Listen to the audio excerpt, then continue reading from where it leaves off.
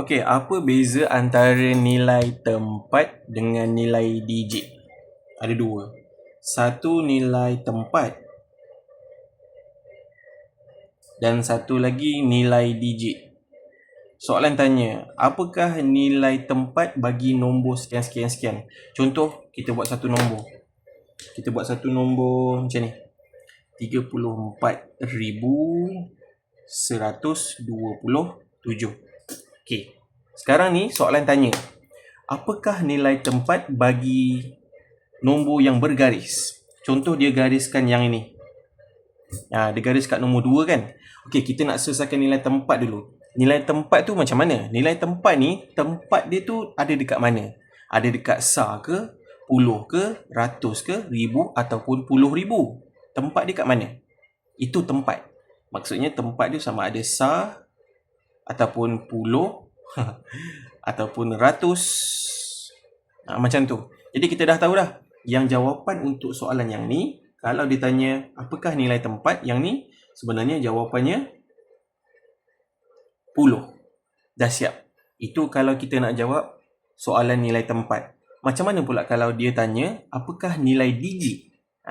Digit ni macam kita ibarat macam digit ni sebenarnya nombor. Dia macam nombor. Dia nak suruh kita tulis nombor. Jadi, untuk kat bahagian nilai digit ni, jawapannya ialah, dia garis sini 2 kan?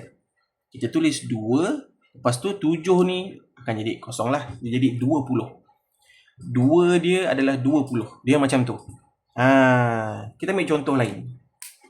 Contoh lain 25,783. Lepas tu dia garis pula dekat sini. Okey. Apakah nilai tempat dia? Ni kita soalan lain dah Apakah nilai tempat dia? Tempat dia kat mana? Tempat dia kat sar ke? Tempat dia kat mana? Puluh ribu ke? Kat ratus ke? Tempat dia kat mana? Tempat dia dekat ribu. Itu jawapan dia untuk nilai tempat dia.